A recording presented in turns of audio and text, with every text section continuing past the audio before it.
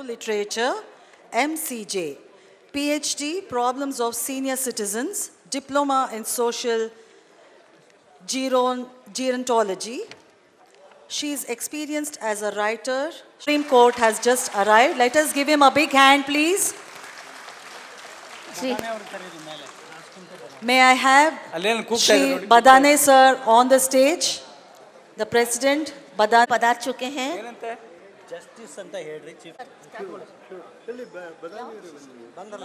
Please give Badane sir a big hand.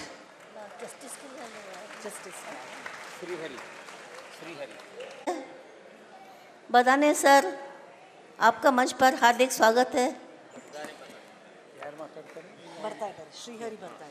Amongst us, in spite of his busy schedule, he has agreed to come and share his time and ಇವತ್ತಿನ ಈ ಎರಡನೆಯ ದಿವಸದ ಪ್ರಮುಖ ಕಾರ್ಯಕ್ರಮದ मुख्य अतिथिಗಳಾಗಿ English में भी बात करता हूँ। हाँ, so respected delegates, I heartily welcome for the second day's program of ISKCON 20th National Conference. So today our main chief guest for the second day program is Sri Santosh Hegde ji, Justice of Karnataka, and today he has, we are coordinatingly inviting him for the function, and he has agreed to spend minimum 1 hour with our senior citizens, giving the very important lecture on the need of the senior citizens and the legal assistance to the senior citizens and the legal laws and all. So today he is our chief guest. He is a very honest justice known throughout the India, and he has contributed his dedicated honorary service throughout the India and especially in Karnataka. He has worked as a व-एकत and improved a lot. He has changed the entire administration, entire system of the administration in Karnataka.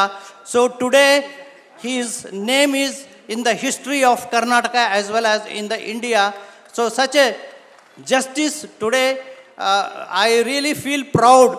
He has accepted our invitation to be a chief guest of our second day program, and I heartily welcome him, and I convey my heartiest thanks for his arrival, and I request him to just proceed with the function. Badane ji, आप कार्यक्रम चालू कीजिए please.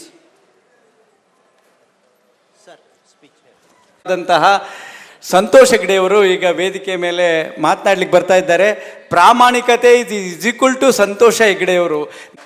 न्याय के क्षेत्र में सर्वाधिक लोकप्रिय हमारे कर्नाटक के श्री संतोष हेगड़े जी, ऑनरेबल जस्टिस सुप्रीम कोर्ट, आज हमारे बीच में उपस्थित है। उन सब का हम खड़े होकर हार्दिक स्वागत करें तो बहुत ही अच्छा है करके मैं सोचती हूँ, क्योंकि इन्होंने इस क्षेत्र में जितना नाम कमाया है आज तक किसी ने भी नहीं कमाया। सत्य की राह पर चलने वाले एकमात्र एक ही व्यक्ति हैं, वो है sir.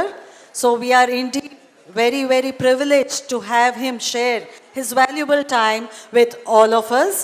On to you, sir. Thank you. बहुत बहुत स्वागत है सर जी। ಎಲ್ಲರಿಗೂ ಶುಭ ಮುಂಜಾನೆಯ ವಂದನೆಗಳು. Good morning to you all. I will be speaking in Kannada and English a bit because Kannada is the local language, so I have to respect that, being a Kannadiga myself. At the same ಬಂಧುಗಳೇ, ನಾನು ಹಲವಾರು ಹುದ್ದೆಯಲ್ಲಿ ಕೆಲಸ ಮಾಡಿದಂಥ ವ್ಯಕ್ತಿ. ಆದರೆ ಕರ್ನಾಟಕ ಲೋಕಾಯುಕ್ತಕ್ಕೆ ಬಂದ ನಂತರ ನನಗನಿಸಿದ್ದು ಅಷ್ಟರವರೆಗೆ ನಾನೊಬ್ಬ ಕೂಪ ಮಂಡುಕನಾಗಿದ್ದೆ. ಸಮಾಜದಲ್ಲಿ ಆಗುವಂಥ ಸಮಾಜದಲ್ಲಿ ಆಗುವಂಥ ಅನ್ಯಾಯದ ಬಗ್ಗೆ ನನಗೆ ಜಾಸ್ತಿ ಅರಿವಿರಲಿಲ್ಲ. ನಾನು ಸುಖವಾಗಿದ್ದೆ ಎಲ್ಲರೂ ಸುಖವಾಗಿದ್ರಂತ ತಿಳ್ಕೊಂಡಂಥ ವ್ಯಕ್ತಿ ನಾನು. I have worked in many positions, but after I came to the institution of Karnataka व-एकत, I felt till then I was a person frog in the well. I really did not know the sufferings of the people. I was under the impression that since I was comfortable, most of the people were comfortable. Having worked in व-एकत for 5 years, I realized the realities of life. I saw so much of sufferings of the people, that too from the hands of people in power. I was wondering why such a thing is happening in a country like ours, which has a great history of moral values. Then I realized the fault doesn't lie with individuals, but it lies with the society in which we are. ನಾನು ನನ್ನಲ್ಲೇ ಆಲೋಚನೆ ಮಾಡಿದಾಗ ಯಾಕೆ ಈ ಸಮಾಜದಲ್ಲಿ ಈ ರೀತಿ ಅನ್ಯಾಯಗಳು ನಡೀತಾ ಇವೆ ಅಂತ ನನ್ನಲ್ಲಿ ಚರ್ಚೆ ಮಾಡಿದಾಗ ನನಗೆ ಅನಿಸಿದ್ದು, ಇದು ವ್ಯಕ್ತಿಗಳ ತಪ್ಪಲ್ಲ, ಇದು ಸಮಾಜದ ತಪ್ಪು. ನಾನು ಚಿಕ್ಕವನಾಗಿದ್ದಾಗ ಅಂಥ ಸಮಾಜದಲ್ಲಿದ್ದೆ. ಆ ಸಮಾಜ ನಮ್ಮ ವಠಾರದಲ್ಲಿ, ನಮ್ಮ ಗ್ರಾಮದಲ್ಲಿ ಯಾರಾದರೂ ಜೈಲಿಗೆ ಹೋದರೆ ನನ್ನ ಪೋಷಕರು ಹೇಳ್ತಾ ಇದ್ರು, ಆ ಮನೆ ಹತ್ರ ಹೋಗಬೇಡ ಅಂತ. ಅಂದಿನ ಸಮಾಜ ತಪ್ಪು ಮಾಡಿದ್ದವರನ್ನು ಬಹಿಷ್ಕಾರದ ಮುಖಾಂತರ ಶಿಕ್ಷಿಸ್ತಾ ಇತ್ತು. ಆ ಶಿಕ್ಷೆ ಆ ವ್ಯಕ್ತಿಗೆ ಮಾತ್ರ ಅಲ್ಲ, ಆತನ ಕುಟುಂಬಕ್ಕೂ ಆಗ್ತಾ ಇತ್ತು. ಅದರಿಂದ ಜನರು ತಪ್ಪು ಮಾಡೋಕ್ಕೆ ಹೆದರ್ತಾ ಇದ್ದರು. ಇವತ್ತೆಂಥ ಸಮಾಜದಲ್ಲಿದ್ದೇವೆ ನಾವು? ಆ ಸಮಾಜದ ಭಾವನೆಗಳೇನು? ಅದರ ಪ್ರತಿಫಲ ಜನರಲ್ಲಿ ಏನಾಗಿದೆ? ಜೈಲಿಗೆ ಹೋಗಿ ಜಾಮೀನು ತಗೊಂಡು ಬರುವಂಥ ವ್ಯಕ್ತಿಗಳಿಗೆ ಹಾರ ಹಾಕುವಂಥ ಸಮಾಜದಲ್ಲಿದ್ದೇವೆ ಬಂಧುಗಳೇ. ಏನು ಸಂದೇಶ ಕಳಿಸ್ತೇವೆ ನಾವು ಮಕ್ಕಳಿಗೆ? ಶ್ರೀಮಂತನಾದರೆ ಸಾಕು, ಅಧಿಕಾರದಲ್ಲಿದ್ದರೆ ಸಾಕು, ಅವನಿಗೊಂದು ಸಲಾಮ್. ಯಾವ ರೀತಿಯಲ್ಲಿ ಶ್ರೀಮಂತಿಕೆ ಪಡೆದ, ಯಾವ ರೀತಿಯಲ್ಲಿ ಅಧಿಕಾರಕ್ಕೆ ಬಂದ ಅನ್ನುವ ವಿಚಾರ ಯಾರಲ್ಲೂ ಇಲ್ಲ. ಹೇಗಾದರೂ ಸರಿನೇ, ಶ್ರೀಮಂತನಾದರೆ ಸರಿ, ಅಧಿಕಾರದಲ್ಲಿದ್ದರೆ ಸರಿ. ಯಾಕಂದರೆ ಶ್ರೀಮಂತನಾದರೆ ಅಧಿಕಾರವನ್ನು ಖರೀದಿ ಮಾಡ್ಬೋದು, ಅಧಿಕಾರದಲ್ಲಿದ್ದರೆ ಶ್ರೀಮಂತಿಕೆಯನ್ನು ಪಡ್ಕೊಳ್ಬೋದು. ಇದು ಇವತ್ತಿನ ಸಮಾಜ ಬಂಧುಗಳು. What sort of a society are we living in today? What are the thinking of this society? When I was young, if a person in my locality or in my village was sent to jail, my parents would tell me, don't go near that house. It was a punishment not only to the man who committed the crime, but also to the entire family, because of which the people were afraid of committing crimes. But what's happened today? Today's society respects money and power only, nothing else. If you are in power, or if you are a rich man, every one of us salute him. You don't care how we made the money, how we became rich.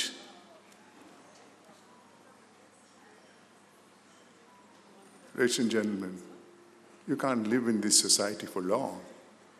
There is not going to be peace and solidarity if the gap between the rich and the poor keeps widening out. If the haves and have-nots have a big gap between them, there will be no peace. There will be no solidarity in the society. ಇದೇ ರೀತಿ ಸಮಾಜದ ಭಾವನೆ ಮುಂದುವರೆದುಕೊಂಡು ಹೋದರೆ ಈ ಸಮಾಜದಲ್ಲಿ ಶಾಂತಿ ಸೌಹಾರ್ದಕ್ಕೆ ಸಾಧ್ಯವಿಲ್ಲ ಬಂಧುಗಳೇ. ತಿಕ್ಕಾಟ ಬಂದೇ ಬರ್ತದೆ.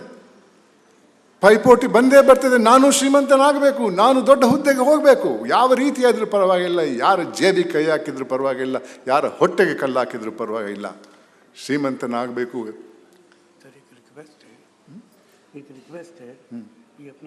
What it is today when I was young. If there was somebody who was sent to jail in my village, my parents would tell me, don't go near that house. It was a punishment for the whole family, and there was less crime and greed at that point of time. Then I was, as I mentioning, as I was trying to find out what's the real cause and what's the way out of this and all. Our country has developed very much, but the most developed thing, I'm using the word development deliberately, is what is called a disease in most of us called greed. If you get that disease,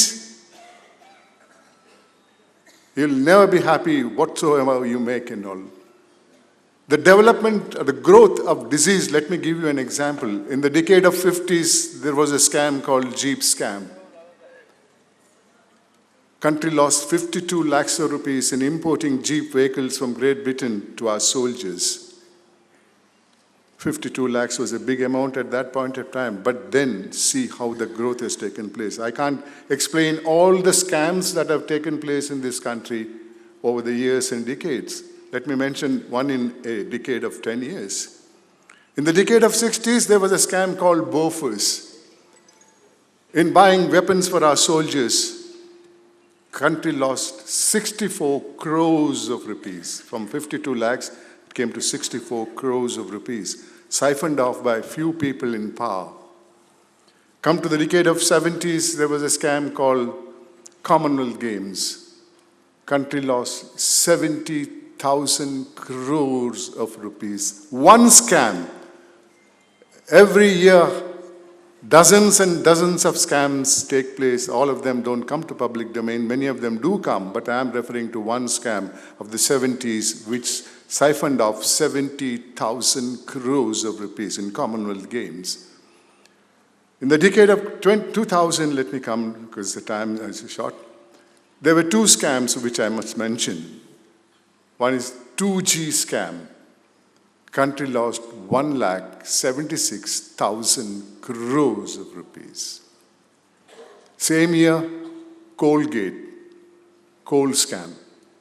Country lost 1,80,000 crores of rupees.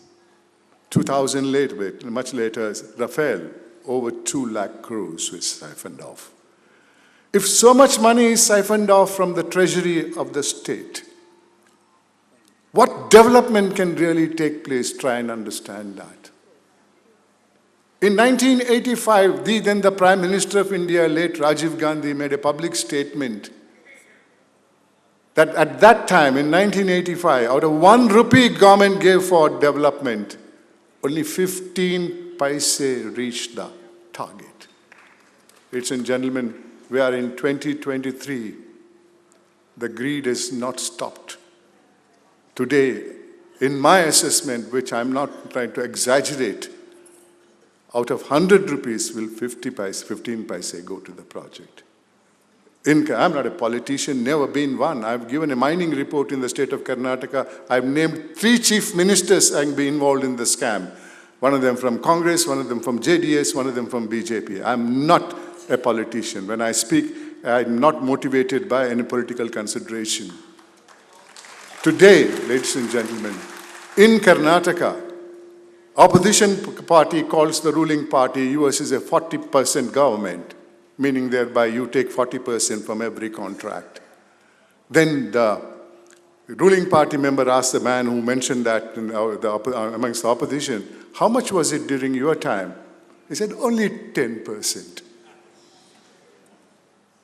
There's a saying in rural Karnataka, if you steal an elephant, you are a thief. If you steal an arecanut, still you are a thief. But look at the way, the attitude. I'm only 10% corrupt. I say, you're 40% corrupt. You talk about anybody corrupt, I say, why do you talk about him only corrupt? I say, is he not corrupt? I have personally noticed, and now you speak about a person who goes to receive a person coming out of jail in bail and tell him, why are you receiving a person like that? Why are you giving him respect? The answer I got was, what, sir? Is he the only person who went to jail? Mahatma Gandhi didn't go to jail. Ladies and gentlemen, think of the attitude of the society in which you are. Our elders established so many values in this society for peace and solidarity. And they practiced it themselves. Where are the moral values today? There are dozens and dozens of moral values which I've seen have been lost. The only way out to change this, ladies and gentlemen, is by re-inculcating at least two values. I'm not a sannyasi, I'm not a philosopher, I'm an ordinary man who has seen life from very close quarters. Only two values you inculcate in your life, you can change this society. The one is contentment, or what we call in vernacular as tripti. You have contentment in life, you don't get that disease called greed. You are happy with what you legitimately earn. You have no contentment, as I explained to you. See the growth of that greed. Greed has no limitation. And the consequences that follows, I'll be giving you some examples of that. But then how do you inculcate these values? When I was young, my parents told me the do's and don'ts of life. If I made a mistake, I was corporally punished. That punishment was not out of hate. That was a punishment by my own mother and father for making a mistake so that I'll remember next time when I made a mistake, I will be punished, or that is not the right way to do. When I went to school, there was a subject called moral science, Niti Pata, which reiterated what my parents told me. Where is those values? Today's parents, both of them are working, most of them at least. And according to me, work or a job is a disease by itself. You may be a very honest person. You may not be trying to make money from the sideways, but you want to make money or get promotion, get recognized in the company or the work where you're government, wherever it is. You want promotions, you want good postings, so you work hard to prove that you are a very efficient person, officer. So you bring the headache home. And most of the parents sit at home and do their office work in the laptop, and nobody talks to the children now. Where do the children learn? At least during my time, I had my grandparents staying at home. They used to tell, apart from what my parents said, what my grandparents used to refer to the scriptures. I'm sure whichever religion the grandmothers and grandfathers will pick up some good things from their scriptures and tell the children. Then our grandmothers and grandparents are in old age home. How do you teach them? You go to school. There's no subject called moral science anymore. It's not necessary in the today's social thinking. I agree that today's education is far superior to what I had. Today they teach you how to make an atom bomb. But do they teach them how to use it? See what is happening in today's world and all. Everybody is threatening the other country. I'll use the nuclear weapon against you. Who are the ultimate victims? Not the ones who take decision to fight a war. It's ordinary people who suffer.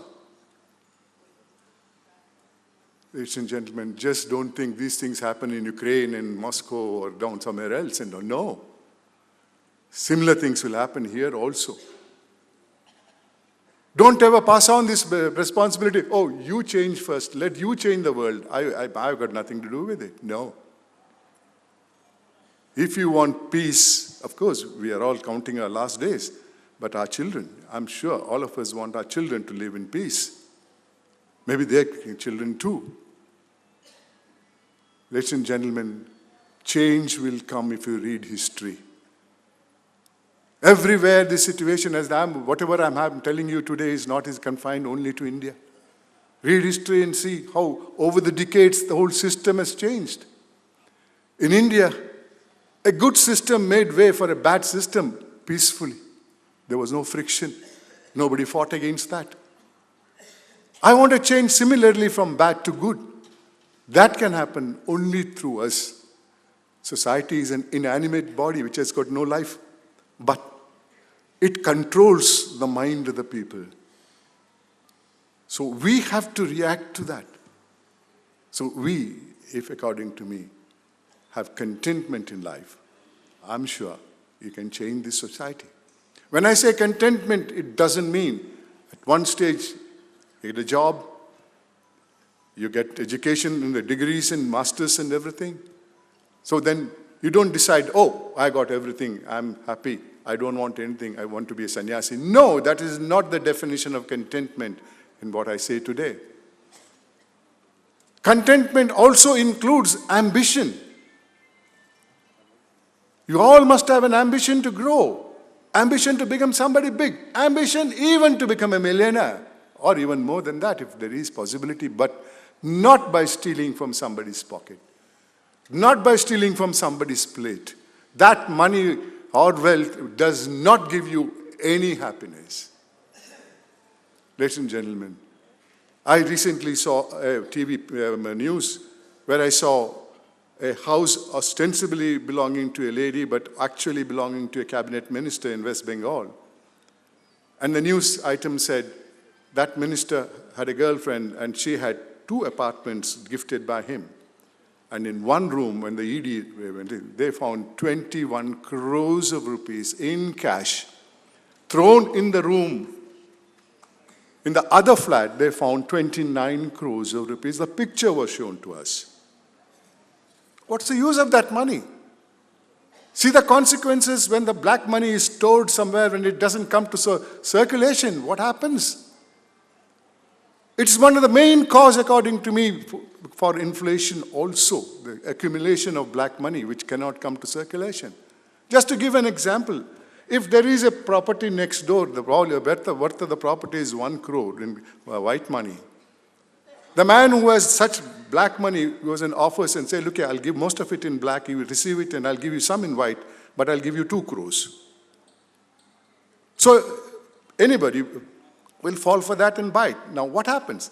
That man also becomes a black money holder. And when he sells it to another person who receives that black money, part of it black money, he also becomes a black money holder. And the community knows the value of that property today is 2 crores. So that what was 1 crore becomes 2 crores. I'm just giving you one example. What are the consequences of holding this money? Apart from the fact, you may be made to face criminal proceedings. You may have to go to jail. A person, according to me, who has such black money is never, ever happy. He doesn't get nice sleep. And see the examples. Recently, I saw a big political personality in Maharashtra being arrested. Then the section, oh, look at this. There's enough people corrupt in the ruling party, but nobody is being sent to jail there, but only sending us.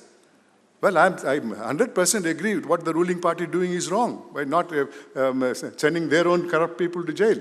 But that doesn't mean that you can defend and say Article 14 of equality discrimination applies. In criminal law, there is no such thing. If the other man is acquitted, that you should be acquitted. No. But they have no other defense.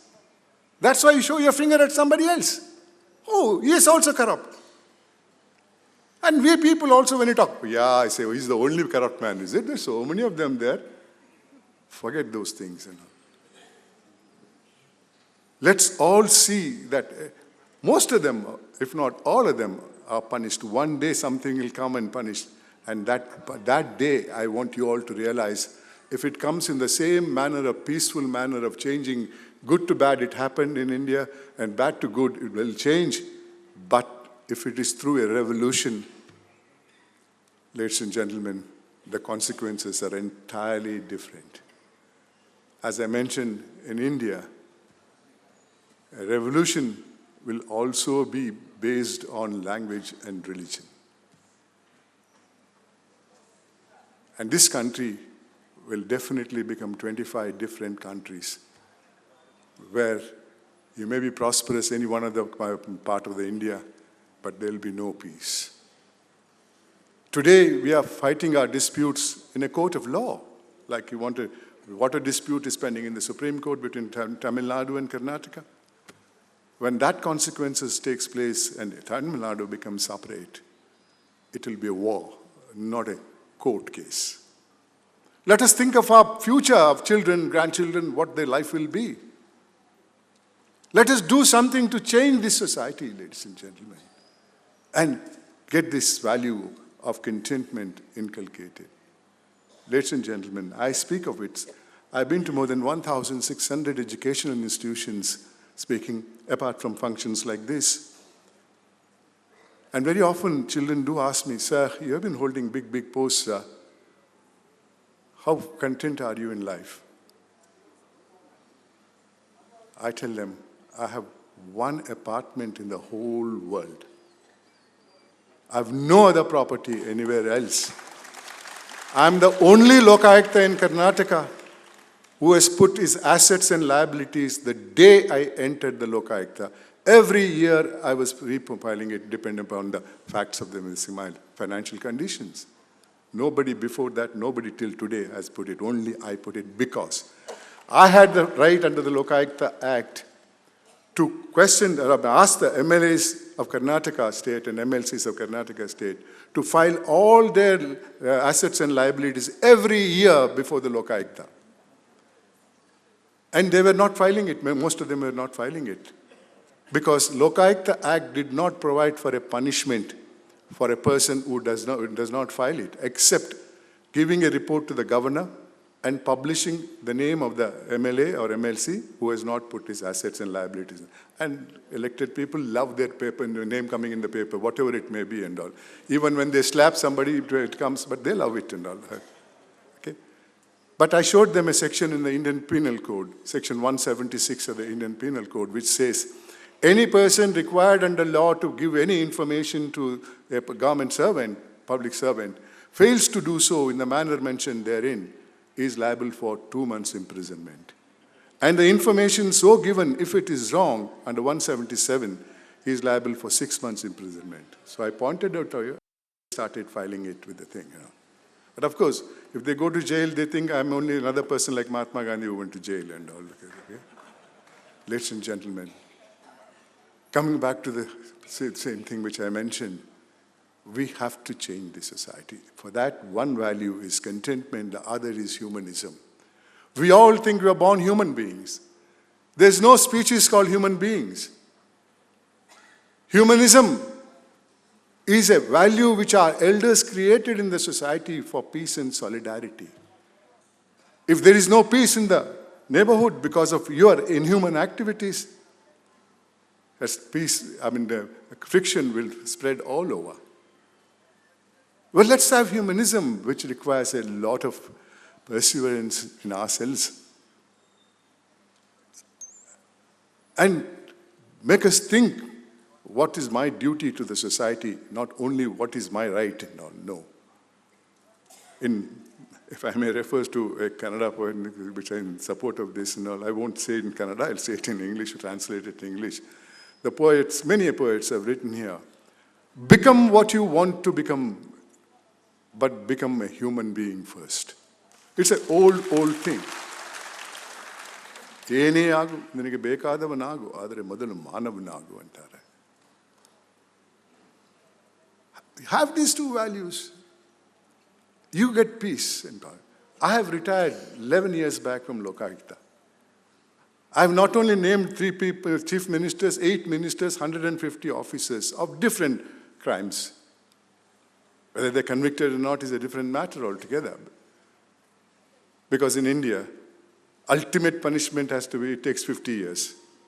I keep mentioning whenever I go to at least the student crowd, the best example of disposal of a criminal case in India is if husband and wife have a fight, husband is 25 years old, wife is 20 years old, one of them goes to court for divorce or restitution of conjugal rights. By the time the final judgment comes, husband will be 80 years old and 85 years and wife will be 80. Instant justice system. Ladies and gentlemen, now I'll give you some examples which I have personally seen it, the thing. In 2008, a handicapped tailor came from Bagalkot district with his wife and a 6-month-old child. I asked him, what's the problem? He said, sir, this child looks all right, but it has no rectum. It eats through the mouth, defecates through the mouth. The local doctor said, don't worry, this is just a minor thing. It has to be dealt very carefully. Take the child to a pediatric specialist, and he will rectify it. Believing that, they took the child to a government medical college hospital. The pediatric surgeon examines the child and says, I'll do everything all right, but it'll cost you some money. They knew that system prevailing in this country. They had taken some money. They kept that money in his table. He counted that money and says, for this money, I'll make a hole near the rib cage.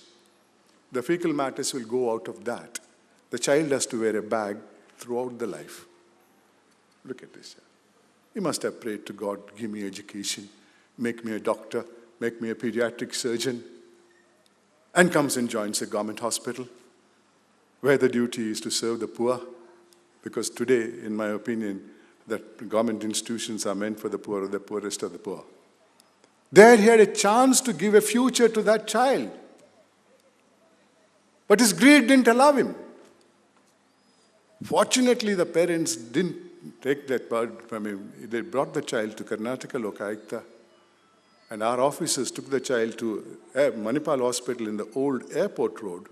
Now the hospitals are there everywhere. This is old Madras airport road. Begged of the doctors, dude, where I used to go for my treatment myself, and got the treatment done. That child is today 12 years old. Perfectly all right. A girl child at that. Every year the parents on her birthday send a photograph to me and request me to send my blessings to that child. Imagine the pleasure I get.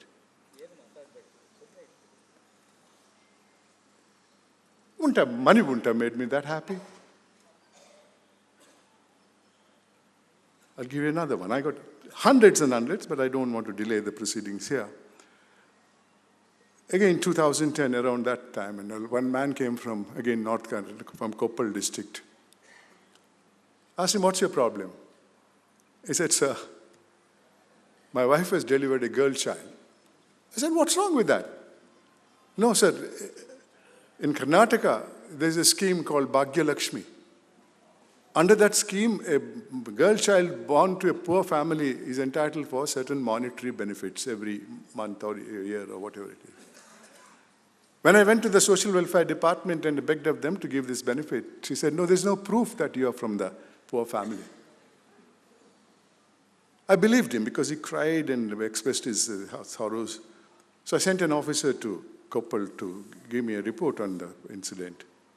The report says his wife, pregnant lady, and an accompanying person walked 9 kilometers from their village to the district headquarters government hospital for delivery because the villagers knew if a child born is a girl child belonging to a poor family, there's a presumption, not a proof in the sense substantive, but a presumption that the child belongs to a poor family. In the absence of any adverse evidence, that child is entitled for benefit. Now, there was nothing against it. Anyway, that couple, pregnant woman and the lady accompanying came to the hospital. The staff said, first money, then bed, knowing a condition. What little money they offered, they said, no, this is not enough. Get us more money. She had no way out. She walked out of the, she told him, get out and sit somewhere outside until the money comes. So she walked out, crossed the road, sit in the bus stop.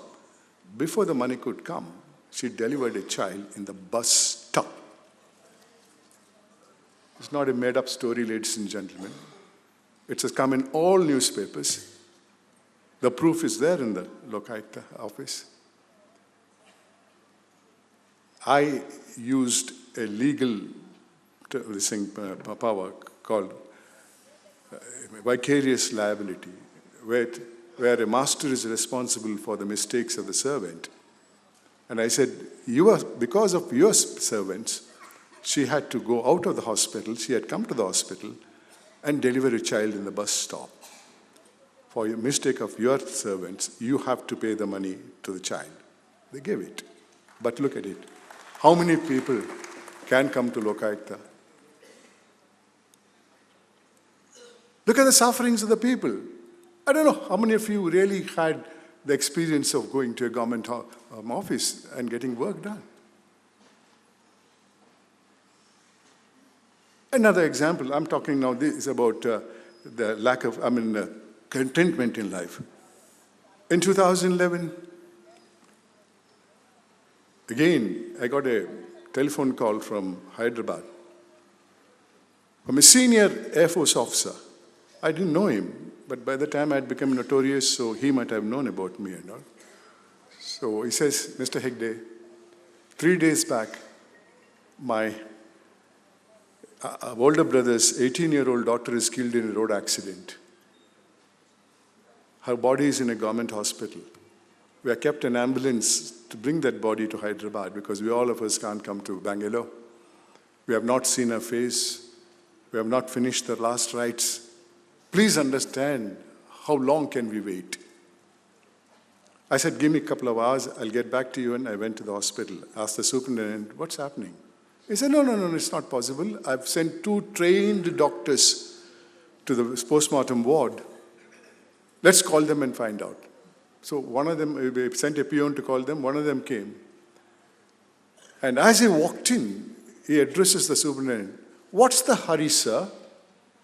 Body is not decaying. Body is in the freezer. Am I to treat the living patients first? Or treat a dead body, examine a dead body? The superintendent said, who asked you to go and treat a living patient? I have sent you to the postmortem ward. This hospital gets at least 6, 7 dead bodies every day, homicidal death, which requires postmortem. That means you haven't not done any postmortem in the last 3 days. He said, no, sir. A relative of a patient came from the main building, requested me to go and treat his patient, relative, because the doctor treating him is not treating him properly. So out of humanism, I went there. So I asked the doctor, did you know that patient or his relative earlier? He said, no, sir, first time. I said, I understood it. That main building has 50, 60 doctors. If he was not satisfied with one doctor, he could have gone to a doctor there itself. No. Instead of that, his relative went 100 meters away. In an isolated place, there is a postmortem ward to bring a doctor who was sent for postmortem. I didn't tell him, but I had in my mind, I think he wanted his relative to die also.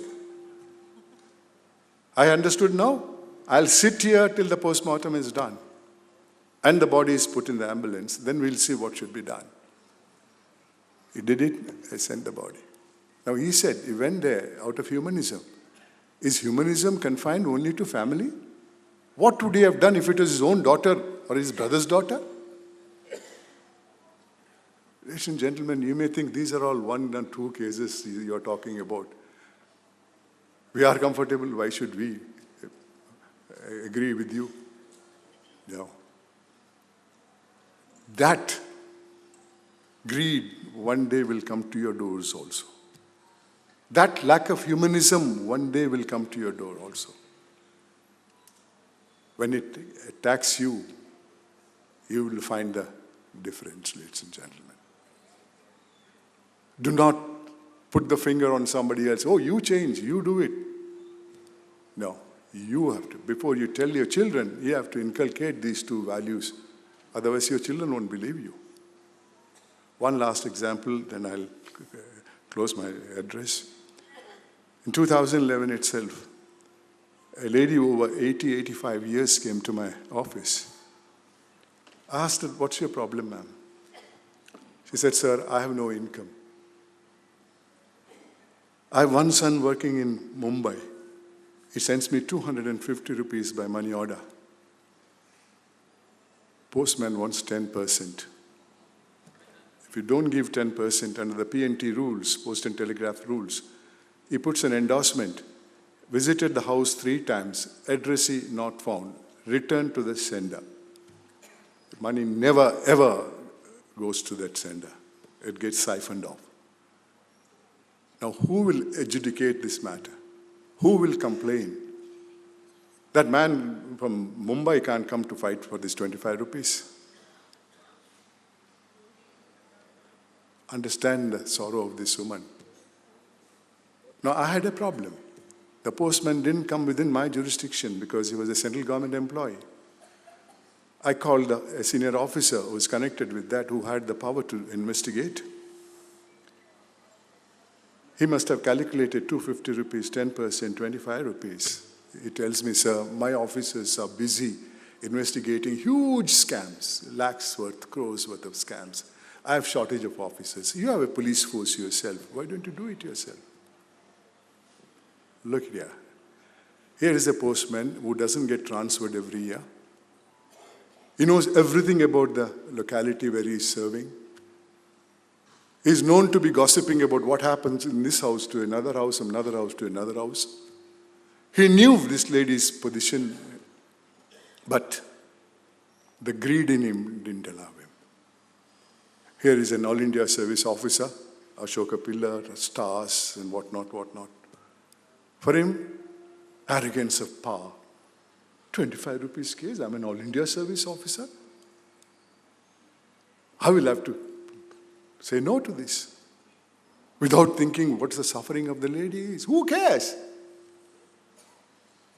Now what do? Do I send up, you go to court? Or you go to the boss of this All India service officer? No. As that All India service officer told me, yes, the Karnataka व-एकत has a police department. I called the police chief and explained it to him. He said, sir, why did you go to that officer? You should have told me. What will you do? Well, that is not necessary for you to know. Couple of months later, that lady comes with tears again, but not sorrow, tears of sorrow, but happiness. She said, sir, my problem is solved. What happened? I don't know, sir. He now comes and gives the money and goes in. So I called the police officer. Sir, I told you, there's no need for you to know how it is done. And I request him, so let me know what's happening in this. So I sent an officer. He went and told that postman, I'll fix you in this case, that case, there and here and there and all that. So far as this lady is concerned, the problem is solved. But let us look at the bigger picture of it. And let us not think only the person who receives bribe is a guilty party in it. The person gives is also an abettor. It's an offense under the Prevention of Corruption Act. You are also responsible for that. You are contributing to the problems of the nation. This greed and lack of humanism is spread to all corners of the society.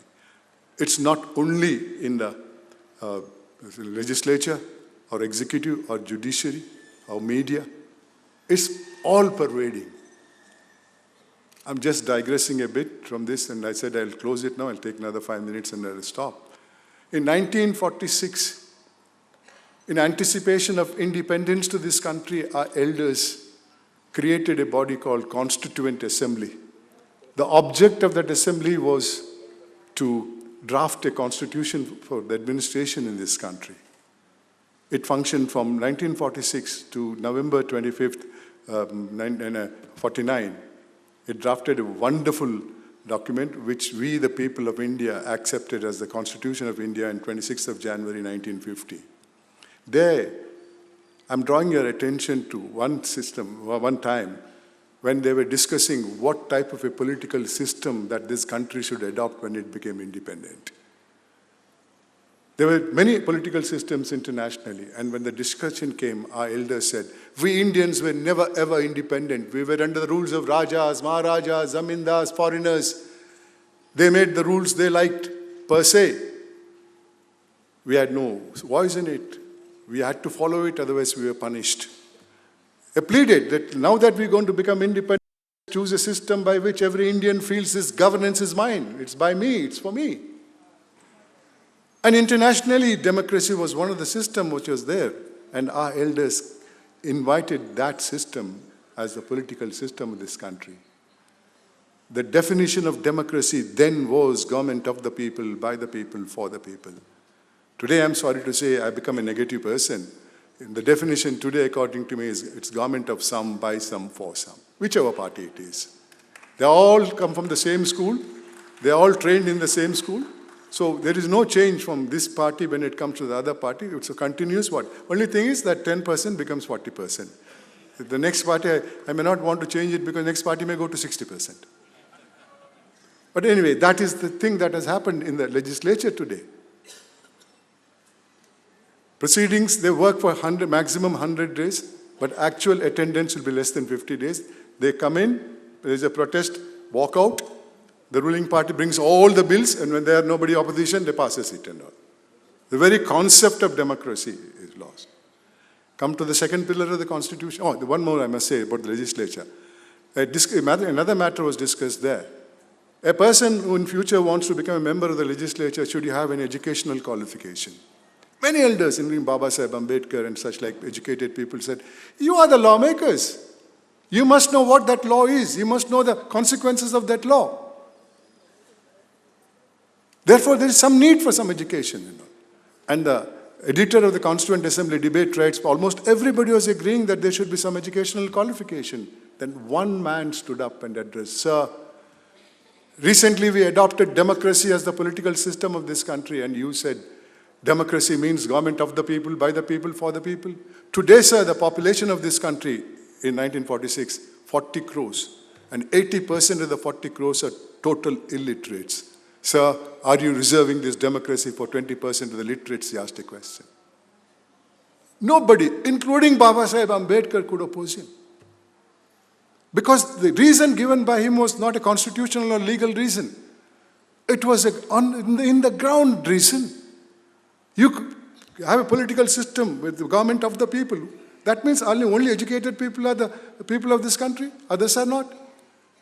Discussion went on to show how in the local areas they settled disputes.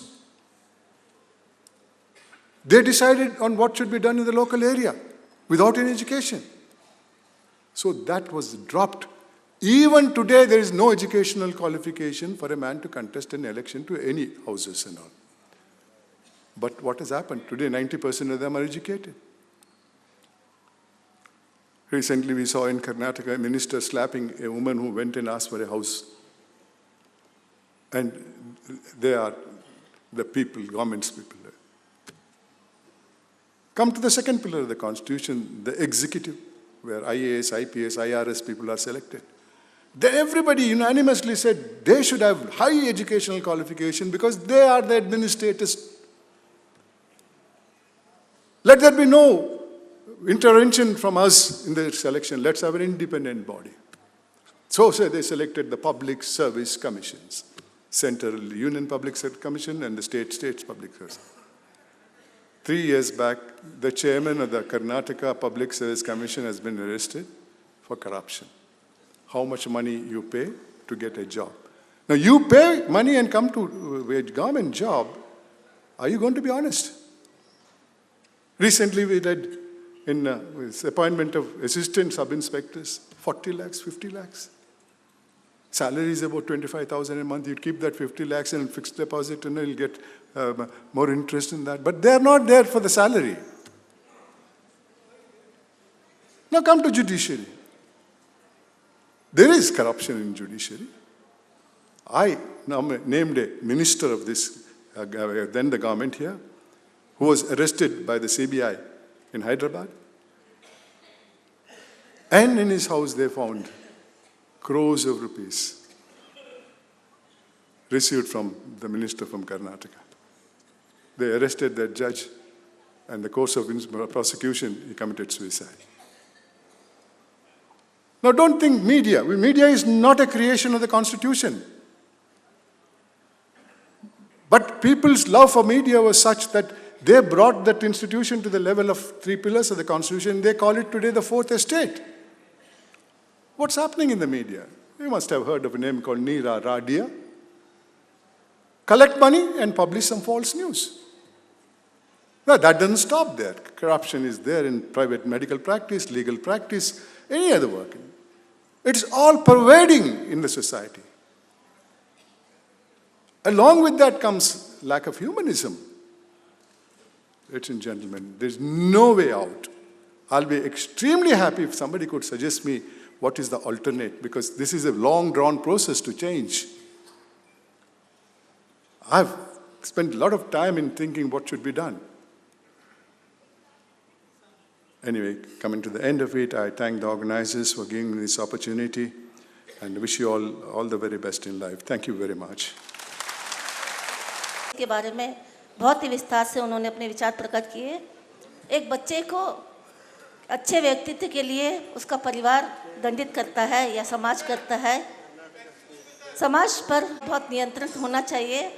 समाज में बच्चे का पालन पोषण, उसे अच्छे संस्कृति देना ही परिवार का कर्तव्य है। हमारा देश कहाँ से कहाँ पहुँच गया है। भारत में विविध स्कैमों के बारे में उन्होंने विस्तार से बताया। 1950 में जीप स्कैम में 50 लाख, 1960 में वो विश्व बदलेगा। अब आदरणीय संतोष जी का सम्मान जो है उभय सर जी कर रहे हैं। That was a fantastic address by Shri Santosh ji. Now honoring of Santosh N. Hegde sir, Indigeri sir.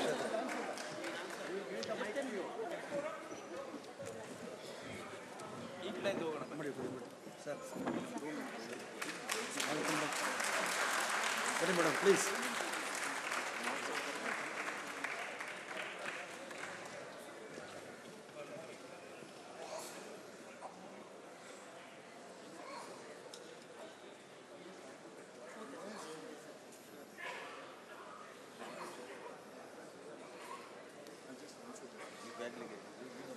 In 1984, a law called Karnataka व-एकत. This was in the background of the fact, in early 70s, then the Administrative Reforms Commission, a central organization, took into consideration the growth of corruption and maladministration in the country and made a suggestion that there should be an ombudsman called the Lokpal at the center, and every state must have a state ombudsman called Lok Ayukt. This was in 1984, even though the recommendation came in 70s, because a political party which contested the election in Karnataka in 1983, Janata Party, it made a promise in its election manifesto that it will bring the institution of व-एकत into existence, which other governments have not, other parties have not done. And based on promise, probably, they were elected, 83, but for 1 year they didn't do anything. But the people of Karnataka started asking, what are you doing? You said you promised that you will make a व-एकत. On that basis, a व-ekat Act was passed in 1984.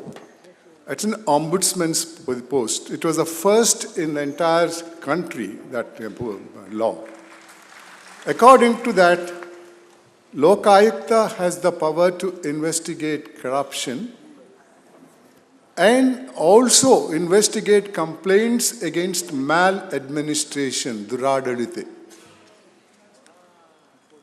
But there is certain restrictions are there, that certain posts, certain areas like armed forces and others were kept out of the jurisdiction of this institution, rightly so. But otherwise, it had the two powers. If a public servant did not do his job rightly in the manner mentioned in his service rules and honestly, then व-ekat can investigate that and make a recommendation to the government and recommending a punishment also. The other side for corruption, the power of investigation officially rested with the व-ekat institution, but under the Prevention of Corruption Act, this is a central enactment, the investigation under the that act, Prevention of Corruption Act, can only be done by a police officer. Lok-Ayukta is not a police officer. But for that purpose, they didn't want to give it to any other organization, as recommended by the National Administrative thing. They gave it to the Lok-Ayukta, but gave a unit of the police, then headed by a police officer of the rank of Additional Director General of Police, and a sufficient police force for that they're given.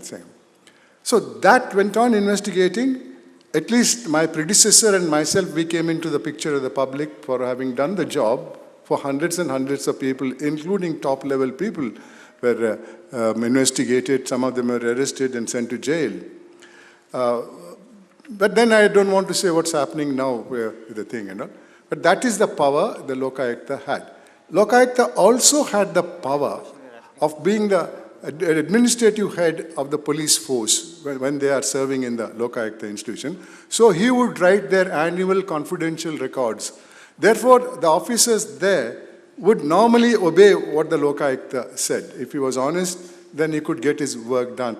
At my time, I had a wonderful opportunity because officers who were sent from main police force in the Karnataka police were all officers who never listened to the government.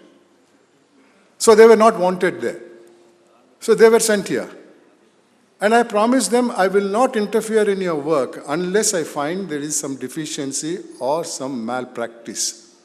But otherwise you are free to do anything and I will protect you. With that promise, wonderful job was done, not only by the Karnataka Lok-Ayukta police, but others. But there were judicial officers were there. There were other legal advisors from various departments were there. And all of them did a wonderful job, which people of Karnataka would have noticed what happened from 2006 to 2011. My predecessor also did a wonderful job, Justice Venkatachala. And it is his work which made the people of Karnataka know that there is a Lok-Ayukta institution. Previous to that, nobody knew it. After that, nobody knew it because people were brought from outside. Now, I'm not speaking about the language part of it. I don't mind anybody. My wife is a Punjabi also, so I'm not bothered about what language this thing. There's people who came from other places did not know Kannada. Now, Lok-Ayukta is not like any other officer. He is a people's commissioner. He must talk to the people who have... not like a judge. Judges don't speak to anybody. They're not supposed to speak also to anybody. They have to decide on the records and the evidence on the record. So those people are not interacting. They would say, go to that office. He'll listen to your complaint in it. Lok-Ayukta never heard it. Because the first Lok-Ayukta came from Punjab. Second Lok-Ayukta came from West Bengal. They never knew the language. And then, being a judge, they didn't want it to interact and all. But I changed the thing. I said, everybody can come to Lok-Ayukta. I asked the government to put the Lok-Ayukta office in every district. The government agreed and put it in the thing. And if we listened to their problem, it was more effective than reading their complaints in writing with the thing and all. You see? And look at the change. When I first asked them to come to my office, I fixed 2 o'clock to 4 o'clock only to meet complainants. When they came, asked them to sit down. Illa sir, then I had to say, if you don't talk to me, I won't listen. Then they would sit. And then there is no end to their talk. This is what happened. But it's a wonderful change we could make out with the thing. Where it was about 100 cases in a year, became more than 10,000 cases in a year. The thing. There were good cases, bad cases also. But that is the institution. Then one thing happened which I must say to you all. Because during my report, I mentioned 3 chief ministers, 8 ministers, 150 officers and everything. They didn't implement that report. So then, I'll name the party, BJP was in power. The opposition said, oh, implement that report immediately. They didn't implement. So they had a protest march from Bangalore to Ballari asking them to implement Lok-Ayukta's mining report. The BJP didn't implement it. Then came the Congress government. They came there, they didn't implement it. Not only they didn't implement, then I must say in between, then BJP was in the opposition. And the next election came, in their manifesto they said, I'll first come to this. Then 2016, that Congress party which was in power took away the power of the व-एकत of investigating corruption and gave it to a special body called ACB, Anti-Corruption Bureau. And everybody